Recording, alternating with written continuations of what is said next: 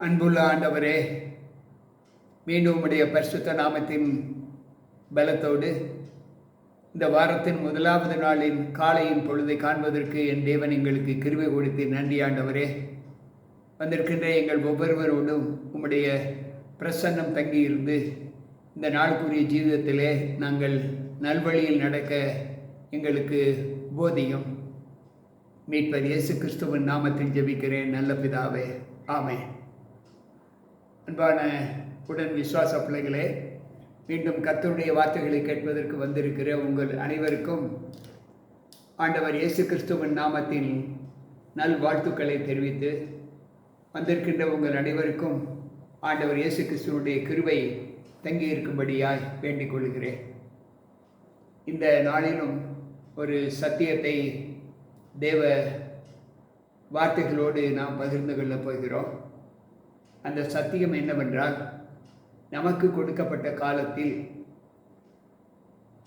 வேதாகமத்தில் ஆண்டவருடைய பணியை செய்த ஒரு மனிதனுடைய ஊழியத்தை குறித்து இன்றைக்கு நாம் தியானிக்கப் போகிறோம். அவரை போலவே நாமும் இருக்க வேண்டும் என்று ஆண்டவர் சொல்லுகிறார்.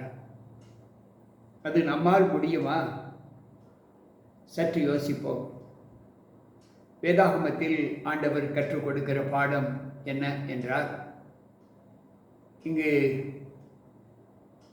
1 கொரிந்தியர் 9வது அதிகாரம் 16வது வசனம் இப்படி சொல்லுகிறது: சுவிசேஷத்தை நான் பிரசங்கியாமல் இருந்தால் எனக்கு ஐயோ, அது என்மேல் விழுந்த கடமை என்று சொல்லுகிறார். அப்படி சுவிசேஷத்தை நான் பிரசங்கித்து வந்தும் மேன்மை பாராட்ட எனக்கு இடமில்லை, அது என்மேல் விழுந்த கடமை என்று சொல்லுகிறார். சுவிசேஷத்தை பிரசங்கிப்பதும் எனக்கு கடமை, சுவிசேஷத்தை பிரசங்கித்து வந்து அது மேன்மை பாராட்டக்கூடாது. அது ஏனென்றால் அந்த சுவிசேஷத்தை பிரசங்கிப்பது என்னுடைய பொறுப்பு என்று இங்கு வேதம் நமக்கு கற்றுக் கொடுக்கிறது. அப்படி பிரசங்கிக்காமல் இருந்தால் எனக்கு ஐயோ என்று வேதம் சொல்லுகிறது. சற்று யோசித்து பார்ப்போம். நம்முடைய வாழ்க்கையில் இந்த சுவிசேஷ ஊழியத்திலே நாம் எவ்வளவாய் நம்மை பங்குள்ளவர்களாக மாற்றிக்கொள்கிறோம் என்பதை நாம் சற்று யோசித்து பார்ப்போம். இங்கு எரேமியா தீர்க்கதரிசியின் புஸ்தகம் 48வது அதிகாரத்தை நாம் வாசிப்போம் என்றால், அங்கு ஆண்டவருடைய வார்த்தை இப்படி சொல்லுகிறது. 48:10 கர்த்தருடைய வேலையை அசதியாய் செய்கிறவன் சபிக்கப்பட்டவன் என்று சொல்லுகிறார். கர்த்தருடைய பணியை அசதியாய் செய்கிறவன் சபிக்கப்பட்டவன் என்று இங்கு எரேமியா பக்தன் சொல்லுகிறார். நீதிமொழிகளின் புஸ்தகம் 18வது அதிகாரம் 9வது வசனம் இப்படி சொல்லுகிறது: தன் வேலையில் அசதியாய் இருக்கிறவன் அழிம்பனுக்கு சகோதரன் என்று சொல்லுகிறார். தன் வேலையில் அசதியாய் இருக்கிறவன் அழிம்பனுக்கு சகோதரன். எனவேதான் பவுல் சொல்லுகிறார், நான் சுவிசேஷத்தை பிரசங்கித்து வந்து எனக்கு மேன்மை பாராட்ட இடமில்லை, ஏனென்றால் அது என்மேல் விழுந்த கடமை. கடமை செய்யும்போது நம்மை நாமே மேன்மை பாராட்டக்கூடாது, அது நமக்கு கொடுக்கப்பட்ட பணி. ஆனால் பிரசங்கியாமல் இருந்தால் எனக்கு ஐயோ என்று அவர் சொல்லுகிறார்.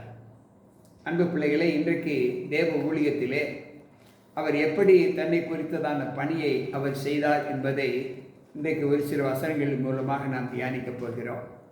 ரோமர்கள் நிருபம் 4வது அதிகாரம் 2வது வசனம் சொல்லுகிறது: ஆபிரகாம் கிரியைகளினாலே நீதிமானாக்கப்பட்டானாகில் மேன்மை பாராட்ட அவனுக்கு ஏது உண்டு, ஆகிலும் தேவனுக்கு முன்பாக மேன்மை பாராட்ட எதுவும் இல்லை. ஆபிரகாம் ஆண்டவர் சொன்ன வார்த்தைகளுக்கு கீழ்ப்படிந்து நடந்ததினால் அது அவனுக்கு மேன்மை பாராட்ட அவனுக்கு இடமில்லை, ஏனென்றால் அது ஆண்டவர் சொன்ன பணி. எனவே தேவ ஊழியத்தை செய்யும்போது நம்மை நாமே பெருமிதம் காட்டக்கூடாது, மேன்மை பாராட்டக்கூடாது என்று இங்கு ஆண்டவர் கற்றுக் கொடுக்கிறார். ரோமர் 15வது அதிகாரம் 7வது வசனத்தை நாம் வாசிப்போம் என்றால், அங்கு ஆண்டவர் நமக்கு கற்றுக் கொடுக்கிற ஒரு பெரிய சத்தியம் என்ன என்பதை நாம் உணர வேண்டும். ரோமர் 15:17 அவர் சொல்லுகிறார், ஆதலால் நான் தேவனுக்கு உரியவைகளை குறித்து இயேசு கிறிஸ்துவை கொண்டு மேன்மை பாராட்ட எனக்கு இடம் உண்டு. தேவனுக்கு உரியவைகளை குறித்து இயேசு கிறிஸ்துவை கொண்டு மேன்மை பாராட்ட வேண்டும். தேவன் எனக்கு கொடுத்த பணியினை ஆண்டவருடைய பலத்தை கொண்டு நான் செய்கிறேன். என்னை பலப்படுத்துகிறவர் அவர். நான் செய்த பணிக்கு காரணர் அவர் என்று அவரை மட்டுமே மேன்மை பாராட்ட வேண்டுமே தவிர, நான் இப்படி செய்தேன், அப்படி செய்தேன், நான் இந்த ஊழியத்தை இடைவிடாது செய்தேன் என்று மேன்மை பாராட்டக்கூடிய ஒரு பலன் நமக்கு இருக்கக்கூடாது என்று இங்கு ஆண்டவர் சொல்லுகிறார்.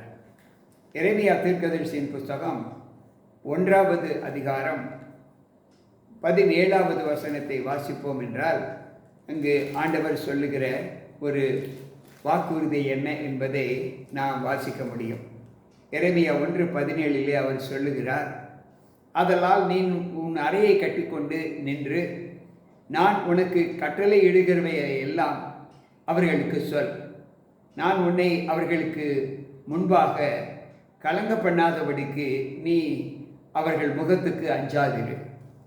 சில நேரங்களில் ஊழிய பாதையில் கடந்து செல்லும்போது நமக்கு வரக்கூடிய துன்பங்கள் அநேகமாக இருக்கும்.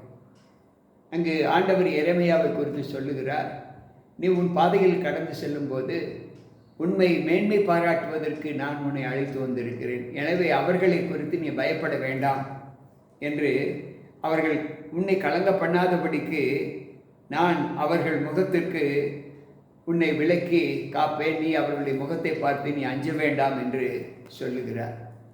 அன்பு பிள்ளைகளே, இந்த இத்தனை மகத்துவங்களும் யாருக்கு வருகிறது என்றால், ஊழியம் செய்கிற பிள்ளைகளுக்கு இத்தனை மகத்துவங்களும் வருகிறது. எரேமியா 20வது அதிகாரம் 7வது வசனத்தை நாம் வாசிப்போம் என்றால், அங்கு ஆண்டவர் சொல்லுகிறார், கர்த்தாவை என்னை இணங்க பண்ணினீர், நான் இணங்கினேன். நீர் என்னிலும் பலத்தவராய் இருந்து என்னை மேற்கொண்டீர். நாள்தோறும் நகைப்புக்கு இடமானேன். எல்லோரும் என்னை பரிகாசம் பண்ணுகிறார்கள். அன்பு பிள்ளைகளே, இன்றைக்கு இந்த ஒரு நிலையை இங்கு வேதம் நமக்கு எப்படி கற்றுக் கொடுக்கிறது என்பதை நாம் சற்று யோசித்து பார்ப்போம். கர்த்தருடைய ஊழியத்தை அசதியாய் செய்கிறவன் சபிக்கப்பட்டவன் என்று நாம் படித்தோம். ஏசாயா 48:10 நாம் படித்தோம். இன்றைக்கு நம்முடைய வாழ்க்கையில் அந்த ஊழியத்தின் பாதைகளை நாம் எப்படி கடந்து செல்கிற வேண்டும் என்பதை பவுல் நமக்கு கற்பித்துக் கொடுக்கிறார்.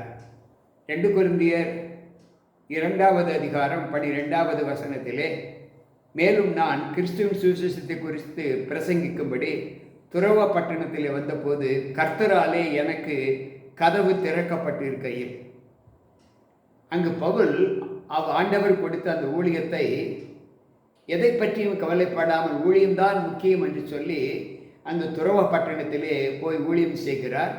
அங்கு அவர் சொல்லுகிறார், அங்கு எனக்கு கதவு திறக்கப்பட்டிருந்தது என்று சொல்லுகிறார். அன்பு பிள்ளைகளே, அப்படி என்றால் பரிசுத்த ஆவியின் வல்லமை அங்கு பவுலோடு இருந்தது. எனவேதான் அவர் அனுகூலமான கதவு அவருக்கு திறக்கப்பட்டிருந்ததாக அவர் சாட்சி கொடுக்கிறார். 1 கொரிந்தியர் 16வது அதிகாரம் 9வது வசனத்தை நாம் வாசிப்போம் என்றால், அங்கு ஆண்டவர் சொல்லுகிற வார்த்தை 1 கொரிந்தியர் 16வது அதிகாரம் 9வது வசனத்தை வாசிப்போம் என்றால், அங்கு பவுல் சொல்லுகிறார், ஏனெனில் இங்கே பெரிதும் அனுகூலமான கதவு எனக்கு திறக்கப்பட்டு இருக்கிறது. விரோதம் செய்கிறவர்களும் அநேகர் இருக்கிறார்கள். ஆண்டவருடைய ஊழியத்தை செய்யும்போது நமக்கு ஆண்டவருடைய ஒத்தாசையினால் நமக்கு அனுகூலங்களும் கிடைக்கும். சத்துருவானுடைய சோதனையினால் நமக்கு விரோதங்களும் கிடைக்கும் என்று இந்த வார்த்தைகள் நமக்கு கற்பித்துக் கொடுக்கிறது. அன்பு பிள்ளைகளே, சற்று யோசிப்போம். அப்போஸ்தலர் நடவடிக்கையின் புஸ்தகத்தை நான் வாசிக்கும்போது அப்போஸ்தலர் 18வது அதிகாரம் 10வது வசனத்தை வாசிக்கும்போது அவர் சொல்லுகிறார், நான் உன்னுடனே கூட இருக்கிறேன், உனக்கு தீங்கு செய்யும்படி ஒருவனும் உன்மேல் கை போடுவதில்லை, இந்த பட்டணத்தில் எனக்கு அநேக ஜனங்கள் உண்டு என்று சொல்லுகிறார். பவுல் அத்தேனே பட்டணத்தை விட்டு கொரிந்து பட்டணத்திற்கு போகும்போது அங்கு அவர் ஊழியம் செய்வதற்கு அங்கு ஒரு சிறிய தடை ஒன்று ஏற்பட்டது. அப்பொழுது ஆண்டவர் சொல்லுகிறார், நான் உன்னுடனே கூட இருக்கிறேன், உனக்கு தீங்கு செய்யும்படி ஒருவனும் உன் மீது கை போட மாட்டான். ஏனென்றால் இந்த பட்டணத்தில் எனக்கு பிடித்தமான மக்கள் எனக்கு அநேக ஜனங்கள் உண்டு என்று அங்கு வேதத்திலே நாம் வாசிக்கிறோம். அன்பு பிள்ளைகளே, ஊழியம் செய்யும்போது நமக்கு வரக்கூடிய நிந்தனைகள், போராட்டங்கள் எல்லாவற்றிலும் நாம் மனுஷீகத்தில் சகித்து கொள்ள முடியாவிட்டாலும் ஆண்டவர் அதை சகிப்பதற்கான பலத்தை நமக்கு கொடுக்கிறார் என்று நாம் சற்று உணர வேண்டும். இங்கு சகரியாவின் புஸ்தகம் 11வது அதிகாரம் 17வது வசனத்தை நாம் வாசிப்போம் என்றால், சகரியாவின் புஸ்தகம் 11வது அதிகாரம் 17வது வசனம். அங்கு ஆண்டவர் சொல்லுகிறார், மந்தையை கைவிடுகிற அபத்தமான மெய்ப்பனுக்கு ஐயோ, பட்டயம் அவன் புயத்தின் மேலும் அவன் வலது கண்ணின் மேலும் வரும். அவன் புய முழுவதும் சூம்பிப்போம், அவன் வலது கண் முற்றிலும் இருளடையும் என்றார். மந்தையை கைவிடுகிற அபத்தமான மெய்ப்பனுக்கு ஐயோ. அன்பு பிள்ளைகளே, சற்று யோசித்து பார்ப்போம். நமக்கு கொடுக்கப்பட்ட ஆடுகள் எங்கே? அந்த மந்தையின் நிலைமை என்று எப்படி நாம் அறிந்து கொள்ள முடியும்? உன் மந்தையின் மேல் கவனமாயிரு, உன் மந்தையின் நிலையை நன்றாய் அறிந்து கொள் என்றுதான் ஞானி நமக்கு கற்பிக்கிறார். இன்றைக்கு நமக்கு கொடுக்கப்பட்ட இந்த ஊழியத்தின் மகத்துவங்களிலே நாம் எப்படிப்பட்ட அனுகூலங்களை நாம் செய்ய முடியும் என்பதை சற்று யோசித்து பார்ப்போம். ஏனென்றால் அப்போஸ்தலர் நடவடிக்கையின் புஸ்தகம் 20வது அதிகாரம் 16வது வசனம் இப்படி சொல்லுகிறது. அப்போஸ்தலர் 20:16 நாம் வாசிப்போம் என்றால், அங்கு ஆண்டவர் சொல்லுகிற வார்த்தை, பவுல் கூடுமானால் பெந்தைக்கோஸ்தே பண்டிகை நாளிலே எருசலேமில் இருக்க வேண்டும் என்று தீவிரப்பட்டது நிமித்தம் தான் ஆசியாவிலே காலம் போக்காதபடிக்கு எபேசு பட்டணத்திற்கு கடந்து போக வேண்டும் என்று தீர்மானித்ததினால் மறுநாளிலே சாமுத்தீவு பிடித்து துரோக்கிலியோன் ஊர்துறையில் தங்கி மறுநாள் மிலேத் பட்டணத்திற்கு வந்தோம். பவுல் ஆண்டவர் எப்பொழுதெல்லாம் தன்னுடைய ஊழியத்தின் பாதையிலே அவரை அழைத்து செல்ல வேண்டும் என்று கட்டளை கொடுக்கிறாரோ அப்பொழுதெல்லாம் அவர் முகம் கோணாமல் ஆண்டவருடைய ஊழியத்தை செய்து வந்தார். அதனால்தான் அநேக இடங்களில் தேவ சபைகளை அவர் நிரூபித்திருக்கிறார் என்று வேதம் நமக்கு சொல்லுகிறது. அதை அப்போஸ்தலர் 20:8 நாம் வாசிப்போம் என்றால், அங்கு ஆண்டவர் சொல்லுகிறார், அவர்கள் கூடியிருந்த மேல் வீட்டிலே அநேக விளக்குகள் வைத்திருந்தது. அப்பொழுது ஐத்திகு என்னும் பேர் கொண்ட ஒரு வாலிபன் ஜன்னலில் உட்கார்ந்து பவுல் நெடுநேரம் பிரசங்கம் பண்ணி கொண்டு இருக்கையில் மிகுந்த தூக்கமடைந்து நித்திரை மயக்கத்தினால் சாய்ந்து 3ஆம் மெத்தையில் இருந்து கீழே விழுந்து மரித்தவனாய் எடுக்கப்பட்டார்.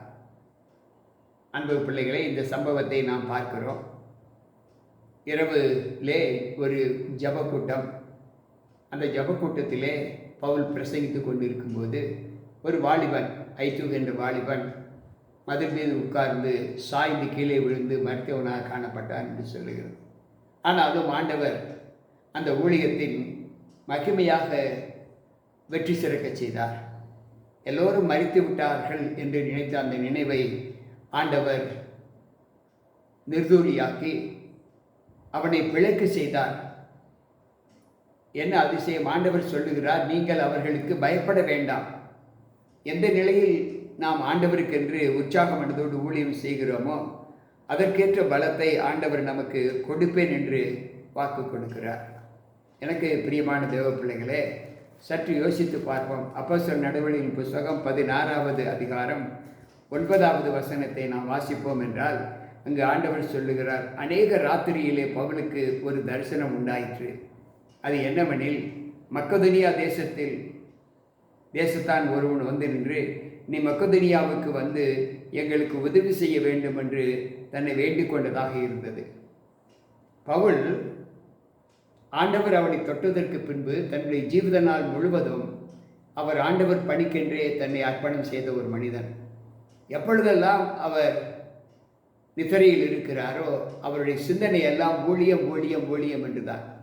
இங்கே மக்கதோனியா பட்டணத்திற்கு இங்கு ஊழியம் செய்வதற்கு நித்திரையில் ஒரு தரிசனத்தை அவர் கண்டார் என்று வேதம் சொல்லுகிறது. எனக்கு பிரியமான தேவ பிள்ளைகளே, இப்படிப்பட்ட ஊழியத்தை இன்றைக்கு நாம் எப்படி செய்து கொண்டிருக்கிறோம்? அசதியோடு, சுறுசுறுப்பு இல்லாமல், ஒரு ஆர்வம் இல்லாமல் செய்து கொண்டு இருக்கிறோம். அதைத்தான் அசதியாய் செய்கிறோம் என்று எரேமியா பக்தன் சொல்லுகிறார். அந்த வீணான அந்த சாபத்தை நாம் சம்பாதித்து கொள்ளாதபடி நமக்கு கிடைத்த நேரத்தில் எல்லாம் அனுகூலமான கதவு நமக்கு இங்கு திறக்கப்பட்டு இருக்கிறது. இந்த தொழுவத்தில் அல்லாத வேறே ஆடுகளும் எனக்கு உண்டு என்று ஆண்டவர் சொல்லுகிறாரே, அந்த ஆடுகளை தேடி கண்டுபிடிக்கக்கூடிய ஒரு மகத்தான ஒரு பலத்தை ஆண்டவர் நமக்கு கொடுத்திருக்கிறார். நாம் அதை தேடி செய்ய வேண்டும். உற்சாகமாய் ஊழியம் செய்கிற பிள்ளைகளுடைய கால்கள் சியோன் பர்வதத்தில் எவ்வளவு அழகாய் இருக்கிறது என்று ஏசாயா பக்தன் சொல்வதை நாம் எல்லோரும் அறிந்திருக்கிறோம். யாரெல்லாம் கர்த்தருக்கு பிரியமான ஊழியத்தை செய்கிறார்களோ அவர்களுக்கு, அவர்கள் குடும்பத்திற்கு, அவர்கள் தேசத்திற்கு க்ஷேமத்தை ஆண்டவர் கட்டளையிடுவார், ஒரு பெருத்த ஆசீர்வாதத்தை கொடுப்பார். இன்றைக்கும் நாம் தேவனுடைய ஊழியத்தை அசதியாய் செய்கிற பிள்ளைகளாக காணப்படாதபடி என்றென்றும் அவருடைய நல் உறவுகளை மக்களுக்கு அறிவித்து அந்த தேவ சத்தியங்களை மற்றவர்களுக்கு சொல்லி அந்த பிள்ளைகளையும் நல்ல குணமுள்ள பிள்ளைகளாக மாற்ற ஆண்டவர் உங்களையும் என்னையும் அழைத்திருக்கிறார். அந்த அழைப்பிற்கு பாத்திரவான்களாக நாம் கர்த்தருடைய ஊழியத்தை உற்சாகத்தோடு செய்வோம். கர்த்தர் கொடுத்த அந்த ஆசீர்வாதம் நம்முடைய மீட்புக்கு நல்ல ஈவாக இருக்க வேண்டும் என்று தேவ சமூகத்தில் உற்சாகத்தோடு செய்வோம். கர்த்தர் நம்மோடு இருப்பாராக. ஒரு ஜெபத்திலே நம்ம இப்போ கொடுப்போம். அன்புள்ள ஆண்டவரே, மீண்டும் உங்களுடைய சமூகத்தை நாடி வந்திருக்கிற எங்கள் ஒவ்வொருவருக்குள்ளும் உங்களுடைய மகத்தான ஊழியத்தின் பாதையை நாங்கள் செய்ய வேண்டும் என்பதை எங்களுக்கு கற்றுக் கொடுத்தீர். அந்த பாதையில் நாங்கள் அசதியற்ற ஒரு ஊழியத்தை செய்ய, மனபாரம் இல்லாமல் மனபாரத்தோடு செய்கிற ஒரு ஊழியத்தை செய்ய, மன சங்கடம் இல்லாமல் உத்தேசம் ஆண்டவரே எங்களுக்குள் வரும்படி அந்த ஊழியத்தை நாங்கள் செய்வதற்கு எங்களை பலப்படுத்தும். கேட்டுக்கொண்டிருக்கிற ஒவ்வொரு பிள்ளைகளுக்கும் அப்படிப்பட்ட பலத்தை தந்து கர்த்தருடைய நாள் வருவதற்கு முன்பு அவரால் தெரிந்து கொள்ளப்பட்ட பிள்ளைகளை ஆண்டவர் நம்முடைய திருமந்தையில் சேர்க்க எங்களை பலப்படுத்தும். மீட்பர் இயேசு கிறிஸ்துவின் நாமத்தில் ஜெபிக்கிறேன் நல்ல பிதாவே, ஆமென். அன்பு பிள்ளைகளே, நிச்சயமாக இந்த சத்தியம் உங்களுடைய ஊழியத்தின் பாதையிலே உங்களுக்கு நல்ல அனுகூலமாக இருக்கும் என்று நான் கர்த்தருக்குள் நம்புகிறேன். மீண்டும் நாளை சந்திப்போம். உங்கள் போதகர் ஜி.கே. ராபர்ட். கர்த்தர் நம் அனைவரோடு கூட இருப்பாராக. ஆமென்.